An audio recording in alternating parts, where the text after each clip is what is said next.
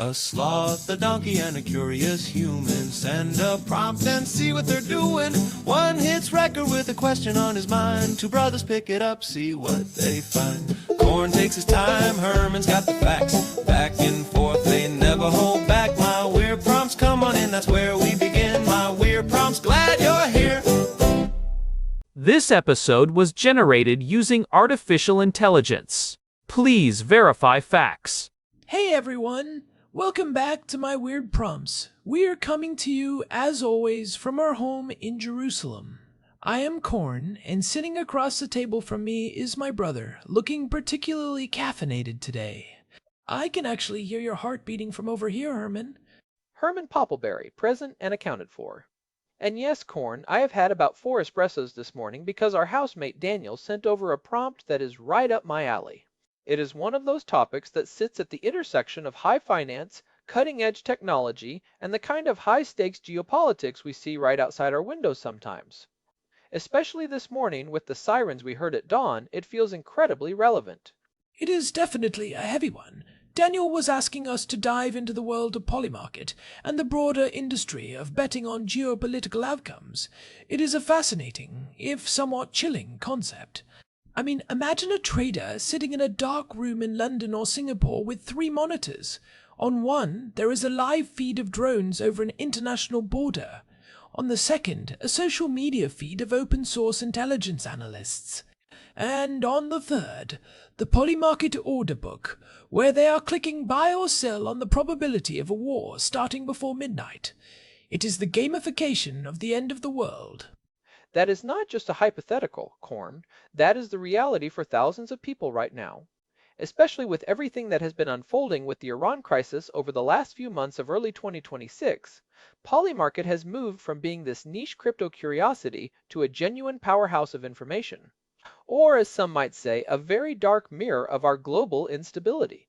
When the traditional news outlets are still waiting for a spokesperson to take the podium, the price on Polymarket has already moved. It is the fastest ticker on Earth. And that is what we are going to unpack today. We will look at what Polymarket actually is, the mechanics behind it, the deep history of people wagering on blood and soil, and the very real ethical questions Daniel raised about whether we should be turning human suffering into a ticker symbol. We are going to look at how we got from carrier pigeons in 1815 to high-frequency trading bots in 2026. I think we should start with the basics for anyone who has been living under a rock. Polymarket is essentially a decentralized prediction market. It is built on the Polygon blockchain, which is a Layer 2 scaling solution for Ethereum. It uses a stablecoin called USDC, which is pegged to the United States dollar, so you are not betting with volatile assets like Bitcoin, you are betting with something that has a stable value. Right, and the core of it is the binary outcome. You are buying shares in a yes or no question. Will Iran conduct a retaliatory strike by Friday? If you think yes, you buy the yes shares. If you think no, you buy the no shares. The price of those shares, which stays between $0 and $1, essentially represents the market's perceived percentage chance of that event happening. If a share costs 62 cents, the market thinks there is a 62% chance of that event occurring. And it is an automated market maker model, or AMM. This is the technical part that really changed the game. In the old days, you needed a bookie or a centralized exchange to match every buyer with a seller. If you wanted to bet $10,000 on a war, you needed someone else willing to bet $10,000 against you at that exact moment. With an AMM, the smart contract itself provides the liquidity. You are trading against a mathematical formula that adjusts the price based on supply and demand. It is always open, 24/7, and it never sleeps. And because it is on the Polygon proof-of-stake chain, the transaction fees, or gas fees, are almost non-existent. That is why it exploded. You can have high-frequency trading on these outcomes without losing all your profit to network costs. But Herman, let us talk about the Iran crisis specifically. We saw tens of millions of dollars flowing into these contracts in just a few days in January. Why did it become the definitive stress test for this platform? Because traditional media was failing to keep up with the sheer speed of the escalation. When you are in the middle of a geopolitical crisis, official government statements are often delayed, redacted, or just plain propaganda. The legacy news outlets are trying to verify things through 3 different sources, which takes hours. But a prediction market is a real-time aggregator of every piece of information available, including things that have not been officially confirmed yet. During the height of the tensions in February, the Polymarket odds were moving faster than the news tickers on the major networks. It was actually predicting the news. It is the wisdom of the crowd, or at least the wisdom of the crowd with skin in the game. That is the argument proponents always make. If you are just tweeting an opinion, there is no cost to being wrong. You can be a loudmouth for free. If you are putting $10,000 on a binary outcome, you are going to be a lot more rigorous with your analysis. You are forced to be honest with yourself because your bank account depends on it. That is the theory anyway, but it raises the question of where that analysis comes from. This is not just people guessing. This is the culmination of what we talked about back in episode 952 regarding the OSINT paradox. You have amateur and professional intelligence analysts scraping satellite imagery, monitoring maritime transponders, and even looking at the flight paths of government officials. All of that data gets fed into these markets. It is a feedback loop. The OSINT guys find something, the traders see it, the market moves, and then the news outlets report on the market movement as if it is a news event in itself. It is a hall of mirrors. But before we get too deep into the modern tech, I want to take a step back. Daniel's prompt asked about the history of this. Is betting on war really a new thing, or are we just doing it faster now? Because it feels like a very modern, very cynical invention. Oh, it is ancient, Corn. It is as old as finance itself. If you look back at the Napoleonic Wars, specifically the Battle of Waterloo in 1815, you see the most famous example of what we now call information arbitrage.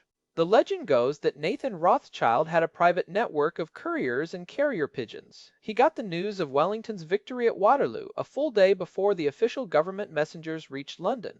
And he used that head start to make a killing on the bond market, right? He didn't just buy, he played the room. He started selling his consols, which were British government bonds, making everyone on the floor of the stock exchange think he knew that the British had lost. The market panicked, prices plummeted as everyone followed his lead, and then Rothschild's agents secretly bought up the entire market at a massive discount right before the official news arrived.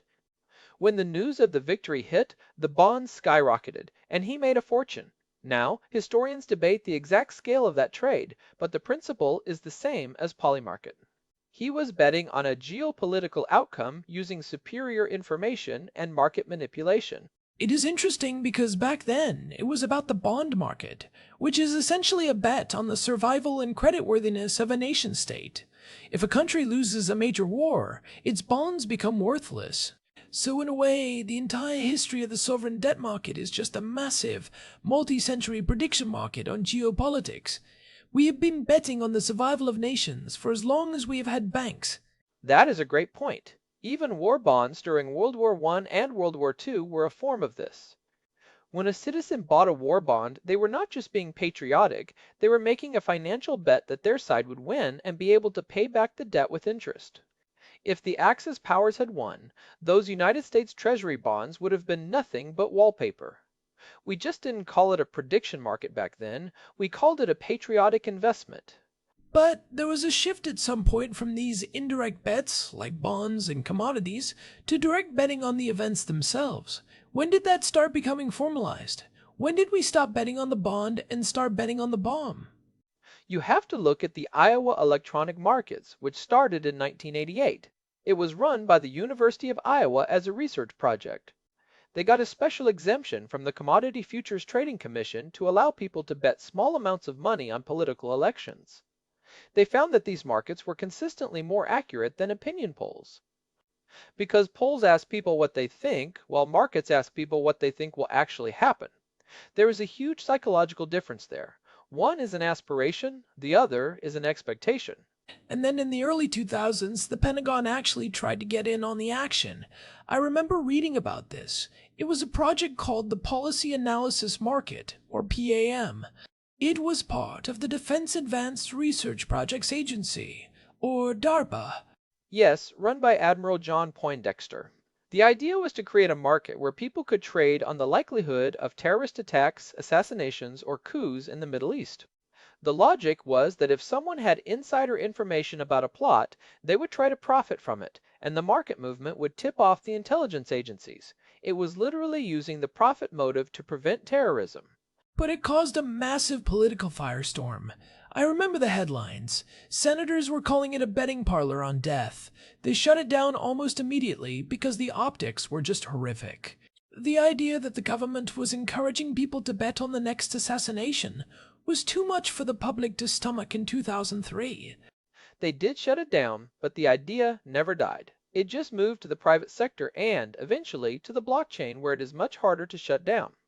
The major players today, besides Polymarket, include places like Predictit, which is more focused on United States politics and operates under a research mandate, and Kalshi, which is a fully regulated exchange in the US. But Polymarket is the Wild West because of its decentralized nature. It can host markets that a regulated United States exchange would never touch, like the specific timing of a missile strike or the death of a world leader. And that brings us to the ethical part of Daniel's prompt. He was pretty clear that he finds this corner of finance to be dubiously ethical. And I have to say, I see his point.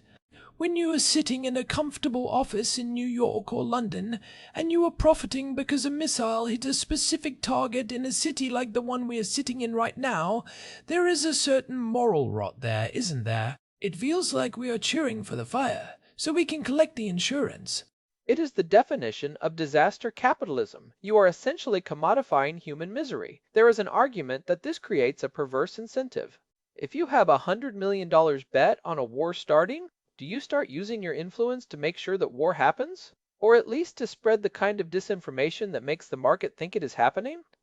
We are talking about a world where a well-placed deepfake could move a market by 20% in 10 minutes, netting someone millions of dollars. That is the moral hazard. If the market becomes influential enough, it can actually change the reality it is supposed to be predicting. We saw this a bit during the 12-Day War, which we covered in episode 692.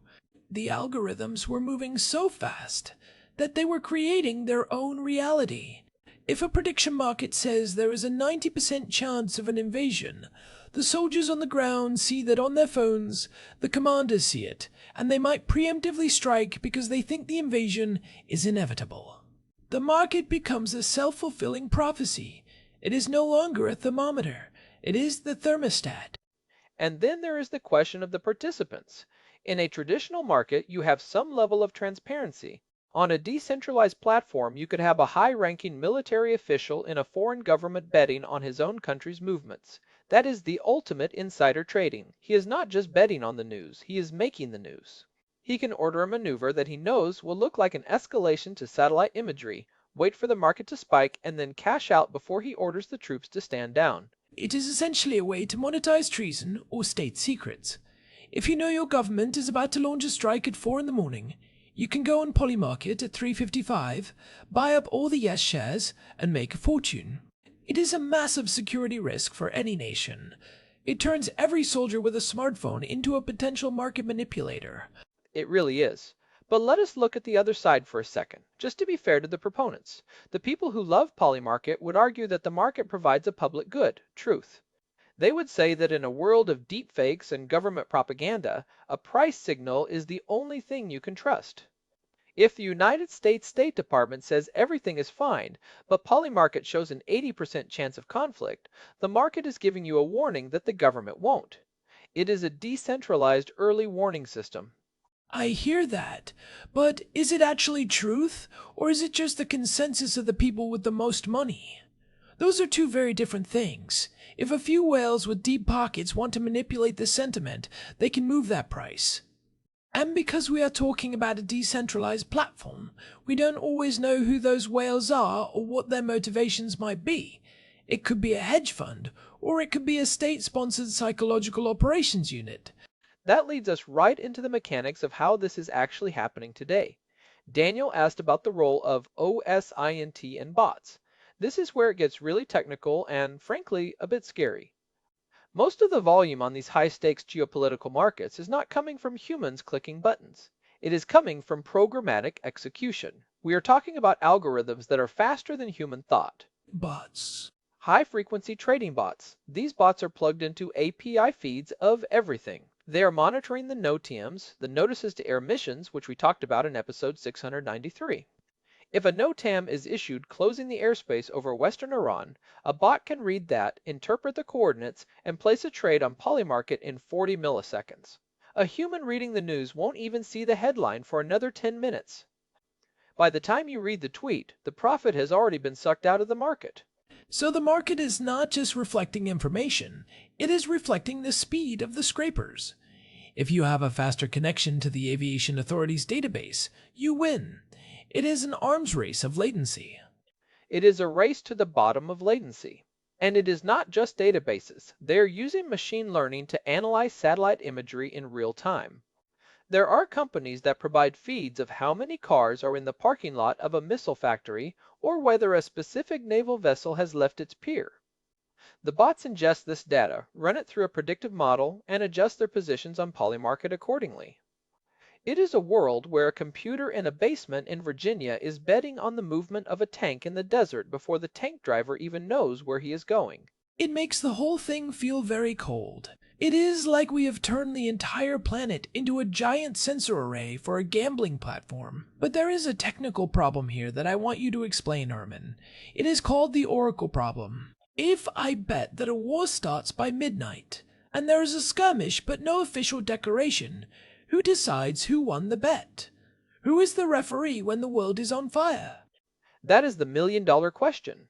In a centralized system like a casino, the house decides. In a decentralized system like Polymarket, they use something called UMA, which stands for Universal Market Access. It is an optimistic oracle. Optimistic? That sounds a bit too cheerful for a platform betting on war. It just means the system assumes the answer provided is correct unless someone challenges it. Here's how it works. When a market ends, someone proposes the outcome. For example, they say, yes, the strike happened. There is a challenge period, usually a few hours. If no one disputes it, the market settles and the money is distributed. If someone does dispute it, it goes to a vote of UMA token holders. These are people all over the world who hold the UMA cryptocurrency. They look at the evidence, they look at the specific wording of the contract, and they vote on what the truth is. Wait, so the truth is determined by a vote of crypto investors? That sounds incredibly vulnerable to bias. If the majority of the token holders have a financial interest in one outcome over the other, why wouldn't they just vote for their own profit? It is like letting the fans in the stadium vote on whether the ball was out of bounds. That is the big critique.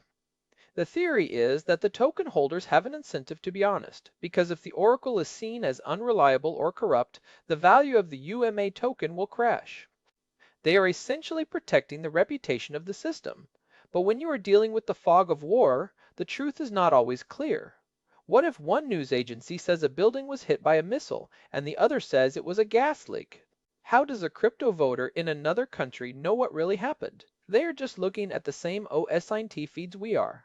They don't. We saw this during the Iran-Israel escalation in February. There were disputes over whether specific drones actually crossed the border or were intercepted in neutral territory.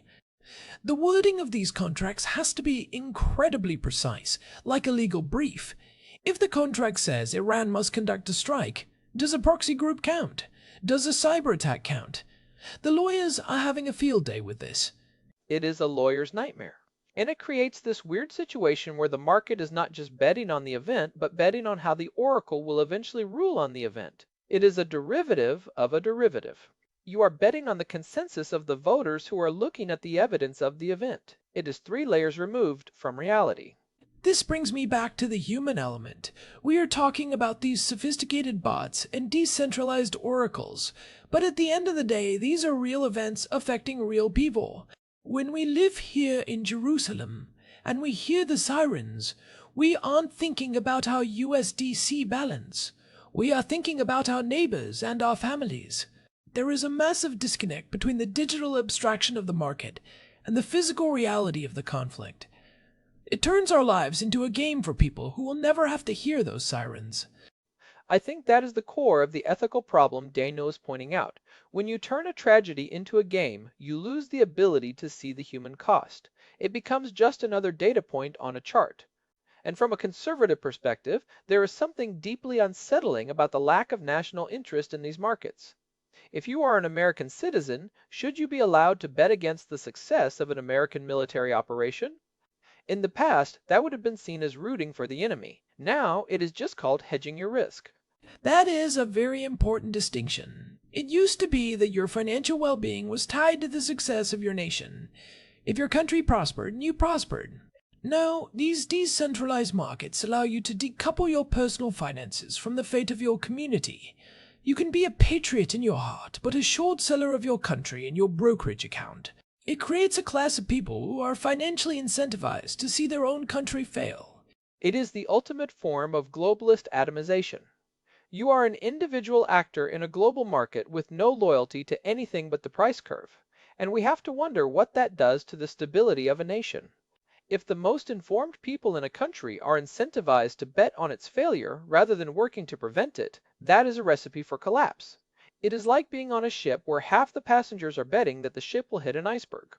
They aren't going to help the captain steer away. They are going to be watching the horizon for ice. So, where does this leave us?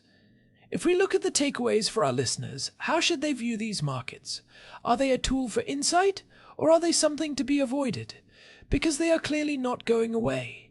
I think you have to treat them as sentiment mirrors, not truth oracles.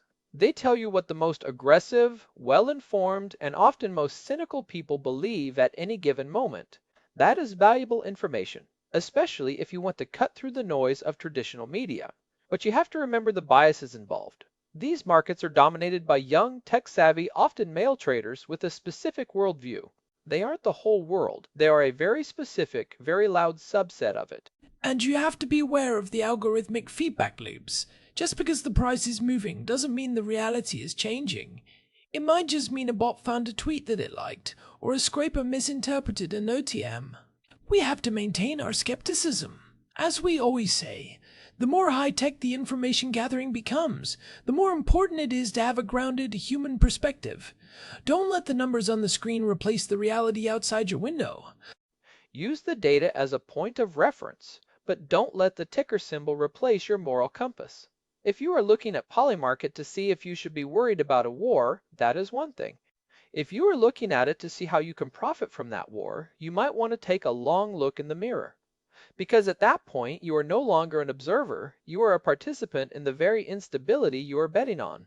Well said, Herman. This has been a fascinating and, frankly, a bit of a sobering look at where we are in 2026. The technology is amazing, the speed is incredible, but the implications are something we are going to be grappling with for a long time.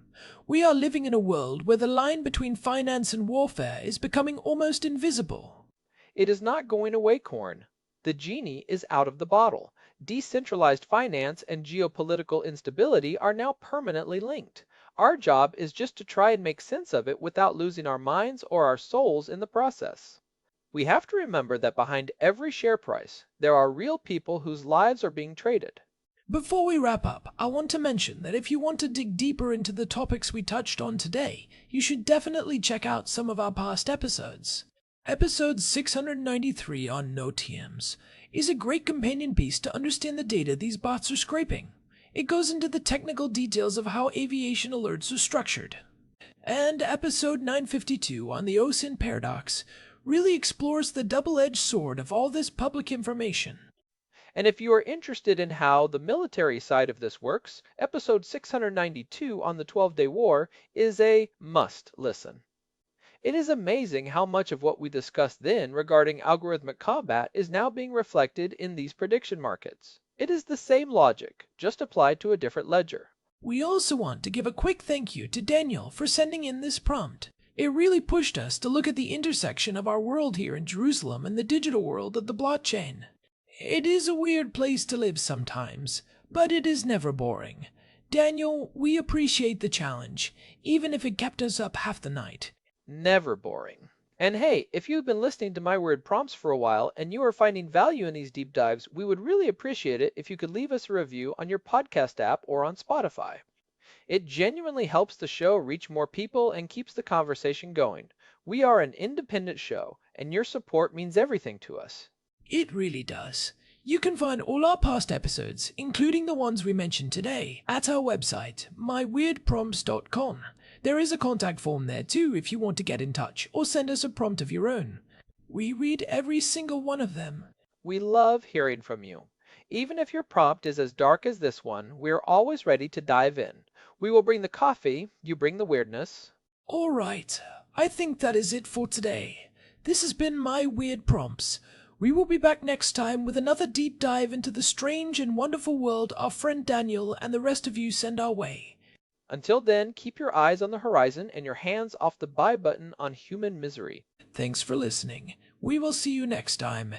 Goodbye, everyone. Stay curious and stay safe. This episode was generated using Gemini Flash 3. Text-to-speech engine was Chatterbox. Thanks for listening to our show, My Weird Prompts, where our thoughts go from slow takes to facts on cue. We change and follow through. My Weird Prompts, that's the close from sloth, from man, from long-eared host. My Weird Prompts, until next time, stay curious, keep weirding.